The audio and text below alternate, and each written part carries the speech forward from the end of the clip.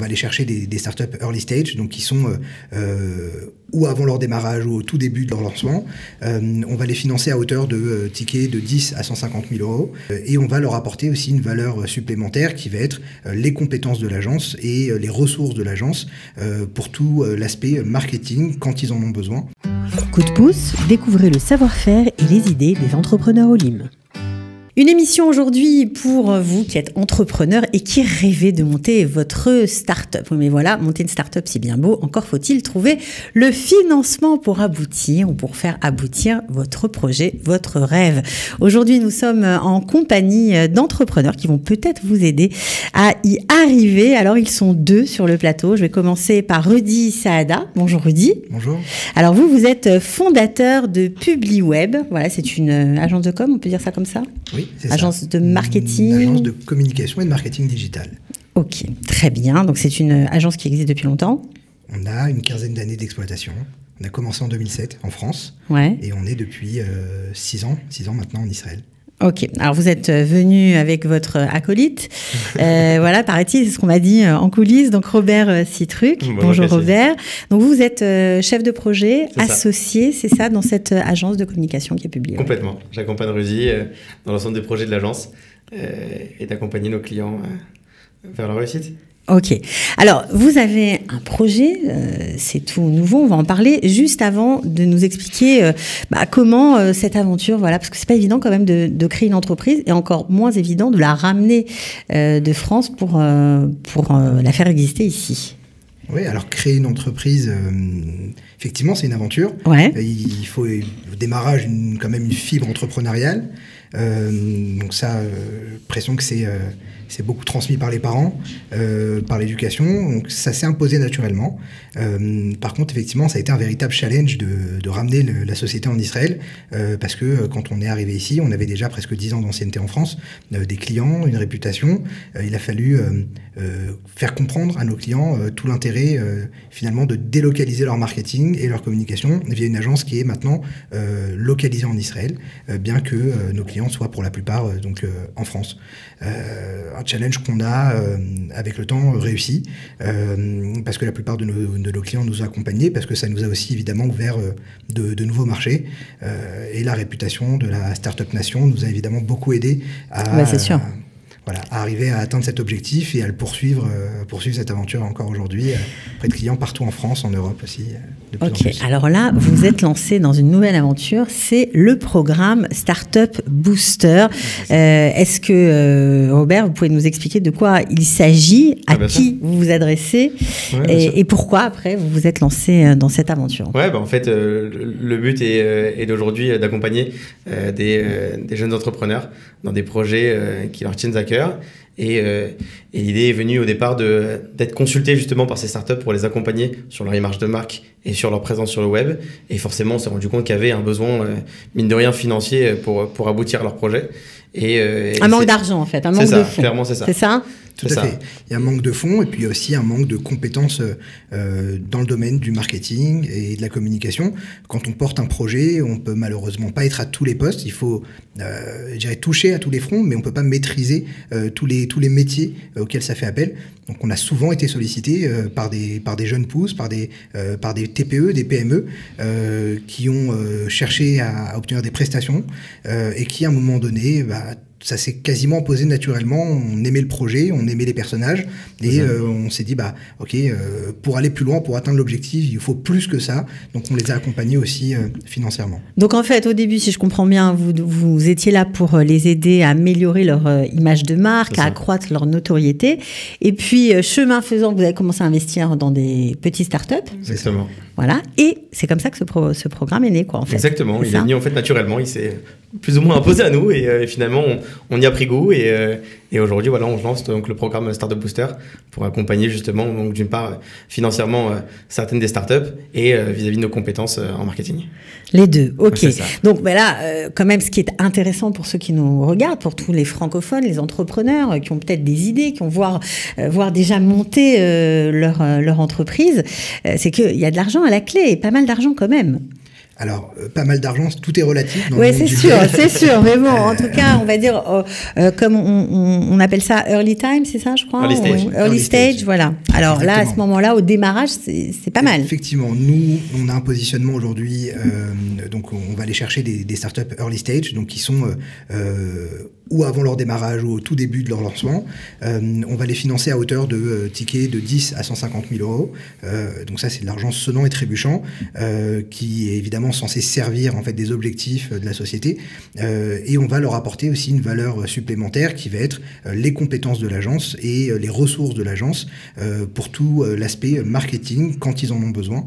Donc il y a des startups qu'on accompagne uniquement financièrement, d'autres pour qui on apporte aussi des compétences et du coup un apport en nature qui va venir valoriser notre intégration au sein de leur capital.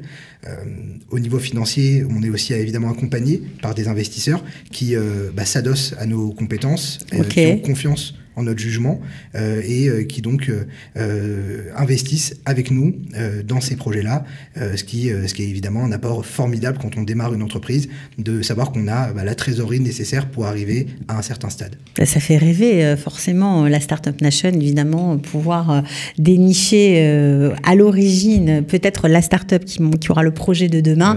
Évidemment, j'imagine que c'est ce que vous avez envie de faire. C'est le but. Voilà. Alors, pourquoi vous avez décidé d'axer votre recherche sur des startups francophones ? C'est une bonne question.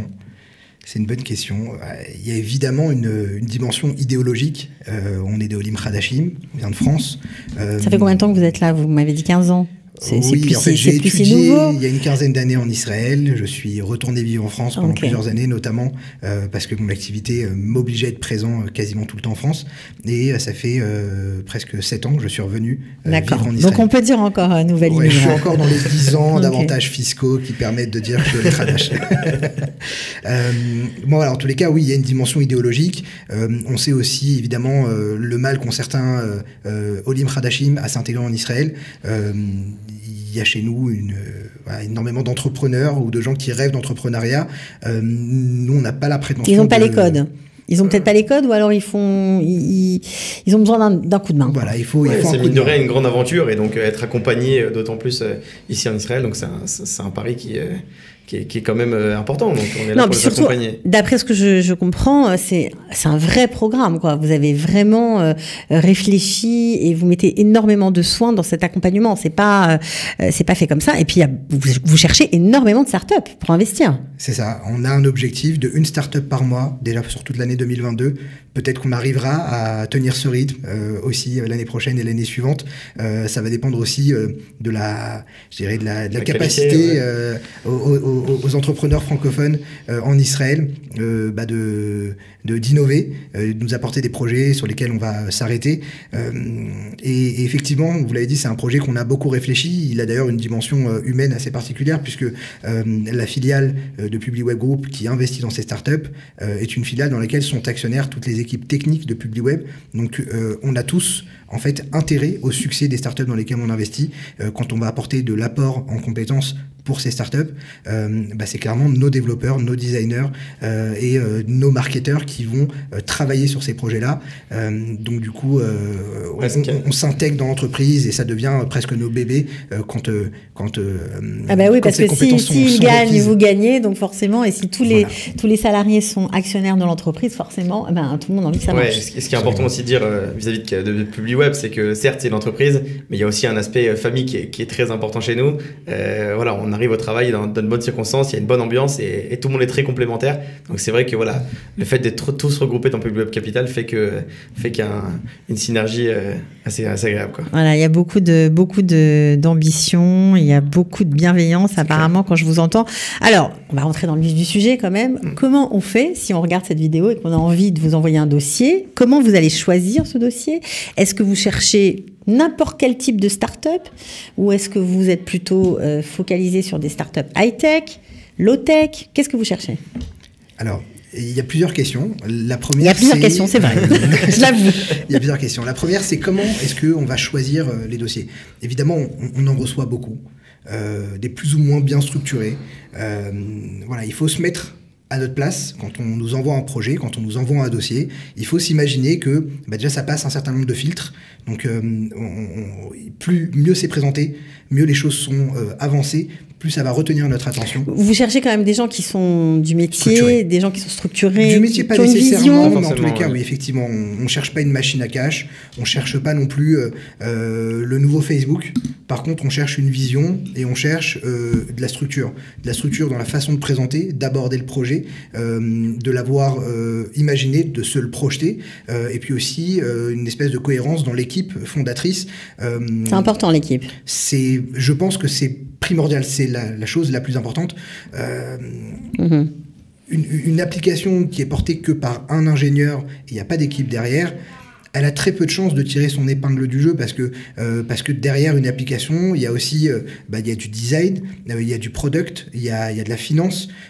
Quand le fondateur n'est que ingénieur, entre guillemets, il n'est qu'une brique, certes très importante du projet, mais c'est pas suffisant pour amener un projet sur le long terme à se développer. Oui, parce qu'on a parlé de 10 à 150 000 euros par start-up, mais votre objectif, j'imagine, c'est de les aider à gagner plus, à lever plus de fonds. Oui, l'objectif c'est ça, c'est de préparer en fait ces entreprises-là à de plus grosses levées bien entendu et d'être en amont justement de ces levées de fonds qu'on entend importantes pour pouvoir être prêt justement à ce moment-là et pouvoir avancer. Ok, bon alors ça, on a compris plus ou moins ce qui vous intéressait. Est-ce que c'est plutôt tech ou low-tech ou vous avez une préférence? C'est clair qu'on a une petite attirance pour les projets tech, mais c'est déjà très vaste, que ce soit des applications mobiles, que ce soit des web apps. Là, il y a évidemment le domaine de la blockchain qui est récurrent, mais on peut aller aussi s'intéresser à des projets qui sont complètement offline, ou alors qui naviguent entre les deux mondes, tant que les énergies renouvelables, ça vous intéresse? Ça intéresse beaucoup de monde déjà en Israël, les énergies renouvelables. Mais oui, pourquoi pas, effectivement, c'est généralement les projets dans le domaine des énergies renouvelables sont portés par des gens qui ont une vision et qui espèrent aussi améliorer le monde avec leurs projets. Donc pourquoi pas, ça va dépendre en réalité plus de la vision que de la nature même du projet. Ça peut être dans le domaine de la santé, ça peut être dans le domaine de la mode. On n'est pas fermé, on se ferme pas de porte sur les projets. Bon, tout type de projet, du moment que ce soit structuré et bien pensé, en gros, avec une bonne équipe. Structuré, bien pensé, même si on est au début, ça n'empêche pas de faire les choses dans l'ordre, d'aller vérifier le marché concurrentiel, de vérifier si véritablement il y a une attente sur le marché. D'ailleurs, il y a plein de méthodes aujourd'hui pour faire ce qu'on appelle un proof of concept et de voir simplement si le marché réagit à notre idée, s'il y a une envie et si ça résout une problématique. Si on a fait ces étapes-là et qu'on a un modèle qui fonctionne, on peut déjà venir le présenter, le mettre en forme et espérer passer à l'étape suivante qui va consister à pré-lancer ou lancer son projet. Ok, alors ce qui est sympa, d'après ce que j'ai compris, c'est que vous êtes accessible. Vous avez même créé un petit film qu'on peut trouver sur YouTube ou sur votre site internet que je vais redonner, www.publiweb.group. Alors là-bas, on peut déposer son dossier, c'est comme ça que ça se passe? Complètement, il y a un petit onglet avec onglet Startup Booster sur lequel il y a un petit formulaire à remplir et mettre répondre à l'ensemble des questions qui sont posées pour composer un dossier qui d'une part, on espère retirer notre attention et pouvoir l'étudier nous en interne dans un premier temps. Donc c'est facile, c'est un formulaire à remplir en fait. Complètement. Tout simplement. D'accord. Et à part ça, une fois qu'on a posté le dossier, qu'on a fait envoi, qu'est-ce qui se passe après? Il y a un premier filtre qui est fait chez nous forcément en interne pour se poser sur le dossier et bien entendu qu'on vous demandera d'une part des informations complémentaires pour pouvoir étudier la demande et ensuite vous recevoir et échanger parce que c'est vrai que comme l'a dit Rudy et je le redis maintenant, l'aspect humain est très important pour nous et d'avoir un rapport justement avec ces personnes qui portent ces projets est fondamental. Donc ceux que vous sélectionnez, vous les rencontrez automatiquement? Oui, si on a la possibilité de les rencontrer physiquement, on les reçoit. S'ils sont en France ou ailleurs, on va s'organiser un Zoom. Et effectivement, on va les rencontrer, on va voir s'il y a un feeling qui passe. On va essayer aussi de se faire un peu l'avocat du diable pour voir comment et jusqu'à où ils ont pensé à leur projet. On aime bien évidemment se retrouver bloqué parce qu'on a en face de nous des gens qui ont des bonnes réponses à tout. Voilà, des bonnes réponses à tout, parce qu'on peut avoir réponse à tout et ne pas avoir raison. Des bonnes réponses à tout, c'est pas mal. C'est super super important. Ça met du temps à répondre, vous mettez du temps à... Non, le process est assez rapide chez nous. C'est vite, ouais. Ouais, c'est très rapide. On sait que quand on nous présente un projet, on sait toute la stimulation et les mois quand on envoie un projet, quand on commence à en parler. On attend. Donc, après. Voilà, on veut écourter cette attente au maximum. Généralement, en 48 à 72 heures, on est déjà capable de revenir vers l'entrepreneur et de lui demander peut-être des informations complémentaires ou de lui proposer de convenir d'un rendez-vous et de se rencontrer. Pour ceux qui ne vous connaissent pas et qui se demandent si c'est bien de vous envoyer des projets, s'il y aura une suite, est-ce que vous avez déjà investi? Est-ce que vous avez déjà quelques succès avec des startups? Oui, bien sûr. On a déjà sélectionné 4 projets. On n'a pas vraiment de frontières. Il faut que le projet nous plaise. Mais effectivement, on peut être, comme le disait Robert, sur des projets pour porter de l'infrastructure serveur et pour aller stocker des applications. Dans le domaine du gaming, voilà, les NFT aussi qui sont extrêmement présents et essayer de résoudre effectivement le problème de la digitalisation des petits commerçants qui souffrent énormément et d'autant plus depuis la pandémie. Donc voilà, on n'a pas vraiment de limite et on a envie au contraire d'être surpris et de voir des projets qui sortent un petit peu des clous tant qu'ils sont bien portés, bien présentés et qu'ils ont une vision long terme. Nous, ça nous intéresse et on va s'y pencher, on va creuser le sujet. Franchement, ça fait même rêver pour ceux qui sont un peu sur les starting blocks. Mais c'est vrai que le plus difficile, c'est de démarrer. Donc, ce petit coup de pouce, coup de main, en plus avec de l'argent sonnant et trébuchant à la clé, c'est pas mal du tout. Vraiment, bravo et merci pour eux. Si on est candidat à l'ALIA, qu'on a une boîte en France et qu'on se dit, on a une start-up en France, qu'on a envie pourquoi pas de faire comme vous, de l'amener en Israël, ça marche aussi? Alors, si on a une start-up en France ou si...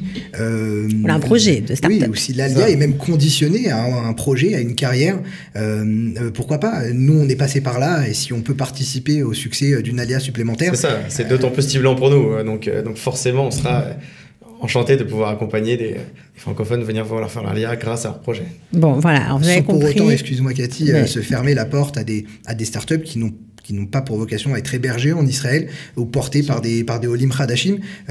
Voilà, on se ferme pas cette porte-là. Par contre, effectivement, il faut qu'il y ait quand même une cohérence. Si une start-up portée par un entrepreneur français en France pense qu'il y a un intérêt à venir lever des fonds en Israël parce que demain il va vendre son produit ou distribuer sa solution sur le marché israélien ou parce que réellement il y a une cohérence avec le fait d'être lié quelque part à la start-up nation, ça marche aussi. Ça marche aussi et on va l'étudier exactement de la même manière. Voilà, donc c'est quand même une chance pour ceux qui ne maîtrisent pas l'hébreu parce qu'apparemment tout est en français. Voilà, donc vous pouvez remplir vos dossiers en français, vous débrouiller tout seul, sans intermédiaire. Par contre, il faut que ce soit quand même bien écrit parce que c'est vrai que quand on a une faute d'orthographe toutes les lignes, ça donne moins envie de lire la suite. Ouais, ça c'est sûr. En tout cas, même le pitcher en français, donc c'est quand même un avantage. En tout cas, bravo pour cette idée. J'espère que ça marchera. J'espère qu'il y aura beaucoup de candidats grâce à l'émission peut-être qui vous écriront et enverront des idées de Merci beaucoup en tout cas pour être avec Cathy. Mais de rien, et puis j'espère que vous nous rendrez compte surtout, vous nous raconterez si on revient, c'est que ça s'est super bien passé. Merci beaucoup Cathy. En tout cas, merci à vous. Je répète, PubliWeb, Rudy Sada, vous êtes le fondateur, Robert Citruc, vous êtes le chef de projet associé dans cette agence. Voilà, en tout cas, bravo à vous et à bientôt. Ciao. Merci beaucoup. Merci. Coup de pouce, découvrez le savoir-faire et les idées des entrepreneurs Olim.